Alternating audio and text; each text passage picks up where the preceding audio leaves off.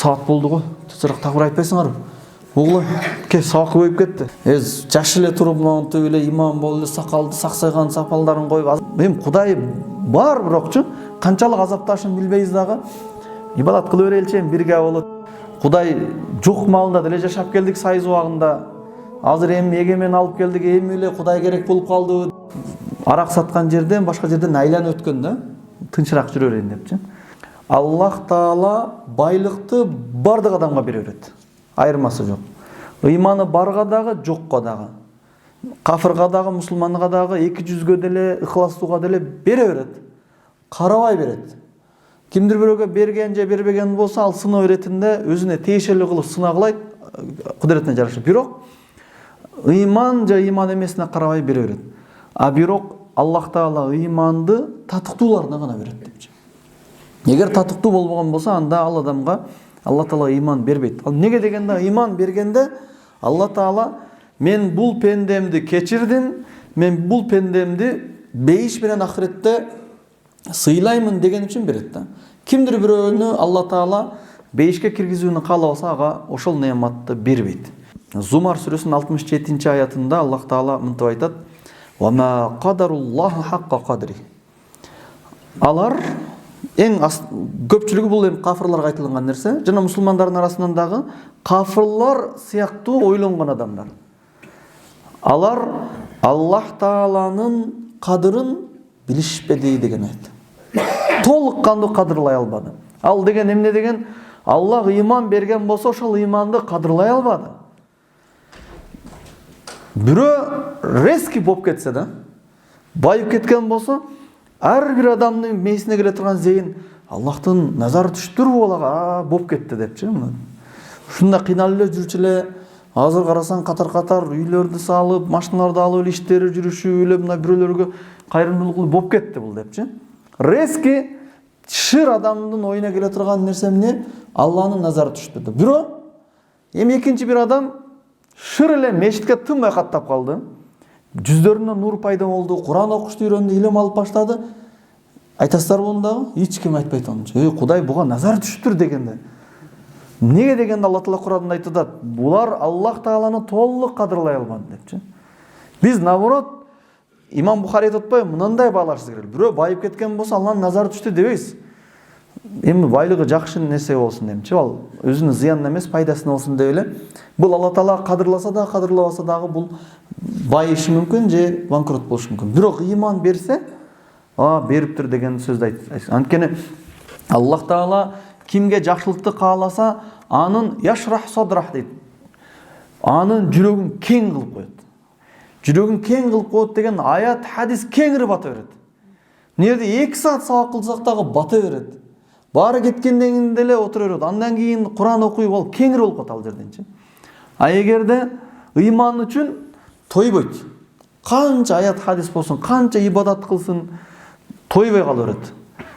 Ошого жараша мындайча айтканда кең болот. Ал эми кимге Аллах Таала бербесе ыймандычы, ал көкөрөгүн таргылат. Кандай таргылат? Ушул аятта улантысына кирет. Кааннахум ясааду иля сама дейт. Алар худу асманга көтөрүлүп бараткандай. Асман мындай экен да, көтөрүлгөн сайын адам дем жетпей кетет. Мисалы бизде эң жакын жер Чоң Алай. Чоң Алайда акырып перевалдын башына чыгайын дегенде адам эмес, машинаң деле тартпай калат да. Түтөк бар экен деп коет го, аба жетпей калат. Мына жерде кислород, ал жакта жок, бийиктеген сайынчы. Ал эми кээ бир жаныбарлар бар го.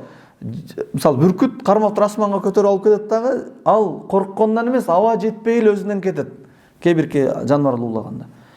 Биз мисалы самолетторду учабыз, башка кылабыз, мына жерден алынган, даярдалган кислород аркылуу ушул жерде дем алып кайра түшөсүң. Бирок асманга көтөрүлгөн сайын не кылат? Тарлайт. Тарлаганда кандай аба жетпеген. Мисалы адышка менен ооруган адамдар бар го, мисалы, жөн эле жүрөбүз. Адамдар кадимкидей эле дем алат, ал дем жетпей калат. Аба бар, бирок тарта албайт. Ал ошондо адам бийиктеген сайын эмне болот? Аба бар, бирок жетишсиз. Я сааду илесем, ушинтип дем ала албай. Кайра өпкөсүн кыйнайт, бирок кыйналат. Эгер Алла Таала иманды таргылган болбосо ушундай кылып кыйналат да. Саат болду го, тезирээк тагыр айтпайсыңарбы? Оглу, ке сабак көбөйүп кетти. Жумада бар го. Ушундай сабакта кармагандар бар, билесиздерби? Бизге жаман көрүнөт, силерге көрүнбөйт. Аллахтын рахматы да. Болсо урушсаңыздар керек, жана турбайсың депчи. Ушундай сабак өткөндө кайра предупреждение беришет мындай, телефонду карайт, мындай кылат. Ошонун эсебинен казият кечке безилдейт, 1:30 токтоткула, 1:30. Ушул жерде Алла Тааланын айткан аяты белгилүү болот, алар кыйналып атат да. Аба жетпей кыйналып атат да. Эмнеге эшикке чыкса деле кыйраткан иши жок, барса деле секин ол эшиктин алдында ушинтип кыйналгандар турат. Жумадан чыгып алып ого учурашыпчы. Эгер шашлыш иши бар, жумадан кийин эле самолет уча турган деңгээлде болсо башка кеп болмок да. Куранды кеңири окуп аткан болсок, бир маселени уккан болсок, кеңири отура турган болсок, демек Аллах Тааланын берген нематы. Имам Бухари жөнүндө айтылган эмес. Эгерде Аллах Таала адамга ыйманды берген болсо, бул адамды Аллах жакшы көрүптүр. Ал эми байлыкты берген болсо, ол байлыкты бул жакшы көргөн, жакшы көрбөгөндөн берилет. Анткени Карун деген ошо Муса пайгамбардын доорундагы адам деле өттү. Анын байлыгынчалык эч кимдин байлыгы болгон эмес. Ал кандай? 7-8 кул байлыгынын күлүштөрүн көтөргөндөн кыйналган. Азыркы заман болгондо башкача болсо керек, баарын пароль коюп койгулачы. Ал илгерки убакыт болгондагы чоң, мисалы алтын сакталган жерде, албетте чоң күлүш менен күлүштөбөсөң, урдап кетет. Ошонун бир күлүчү бар. Ошол комнаталардын күлүчүн 8 адамга жүктөгөн да. Элестетиң, тойго барса, паланбай кириң дейт. Ол кирет, отурат, аркасынан ишенбейт да башкагачы. 8 та кулу кирди жактанчы. Турат аларчы, шеп чай ичип алсын депчи. Шарак баягы көтөрүп алганда эки жагынан мындай кылып асып, ошондой деңгээлде бай болгон, бирок ал деле жер жутуп жок болгон да. Бул эгерде байлыгы, эгер биз Алланын рахматы дегенибизде 5-ке биринчи ушулар кирип кетиш керек эле. Ошондуктан жада калса пайгамбарлардын деле онча деле байлыгы болгон эмес, бирок бекем ыймандары болгон.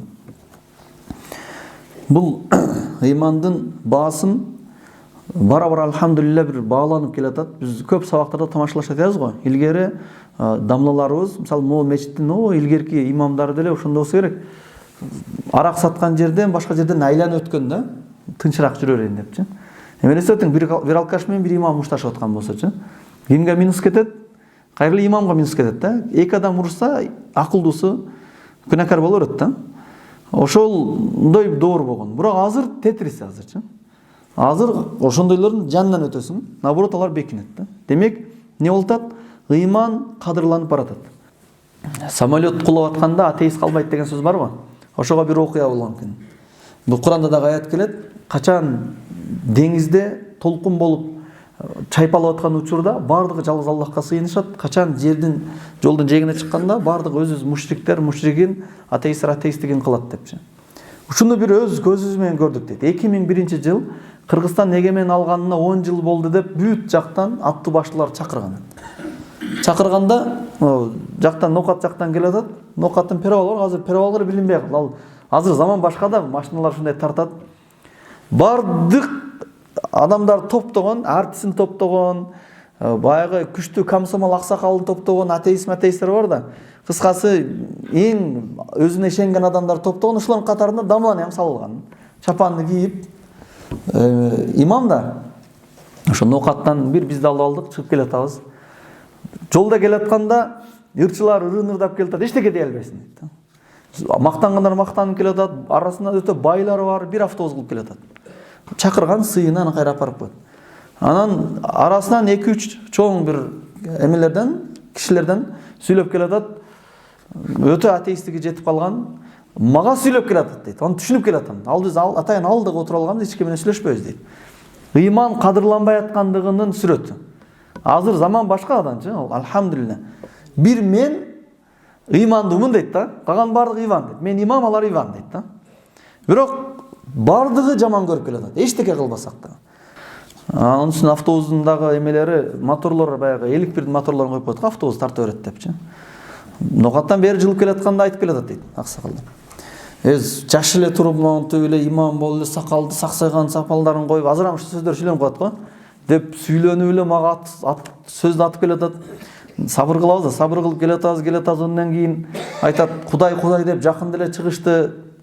Кудай жок маалында деле жашап келдик сайыз убагында. Азыр эми эгемен алып келдик, эми эле Кудай керек болуп калды деген сөздөрдү айтып, айтканда уже болбой калды эле, айттык, ооба эми бир топ жашка жетип калыпсыз, эми Кудай дең эмчи. Эми ончалык деңгээлге эле барбаңыз деп сөздү баштагыча бой бир маал деле деп туруп эле машина тарс этип эле тартпай калды, кетти аркага дейт ошондойчу. Машина аркага кетти. Кетип атабыз дейт ушунун нарычы.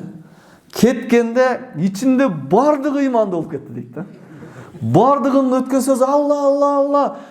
Кебиркилер билбейт экен, бисмилла эле өтүн. Бисмилла бисмилла бисмилла. Кудай куткар. Автобустун ичи хор лаббайк болуп кетти биягы дейт да. Мен деле алардан караганда көбүрөөк элем, бирок бизден өтүп кетти анын ичинде дейт да. Мен Кудай деп атам дейт.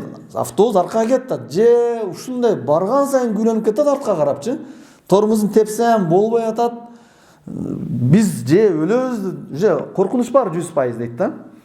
Анан мен аларды көрүп эле өзүмөн кетип, мен ыйманым ончалык баягы алаксып калдым дейт ал жергечи. Менден башка бардыгы бизден күчтүү Аллахка жалынып баштады. Кудай, бисмилла, бисмилла дейт.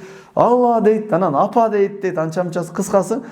Хорум жанагы арты сырдап келаткан деле, жарым жалаңач кийинген деле, кыйкырынып аткан деле, жана сүйлөнгөндөр көзүм баягы аксакалдарда дейт. Оор дагы Кудай, бисмилла, бисмилла дейт. Анан Алла берди дагы мындай бир нерсе кылып токтот дейт. Дөңпөңгө чыкты, бардыгы тынч. Анан айттык, ушул жерден эмне билинет? Аллахтын жалгыздыгы башка кыйынчылык келген учурдачы. Эгер жер тербенсе, же бир кыйынчылык келсе, мына ошол нерселердин бардыгы пайда берип наракка кетет да. Качан адам мындай түздүктө кетип аткан учурда өзүнүн оюн, принцибин өйдө көтөрө берет да. Мындай Кудайдын кереги жок, анан бир нерсе андай мындай депчи. Бул сөздү эмнеге айтып атабыз?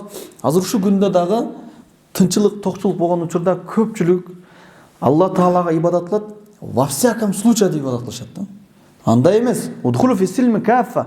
Динге толук бойдон кирип, биз тозоктон коркуп, бейиште арзу кылып ибадат кылышыбыз керек.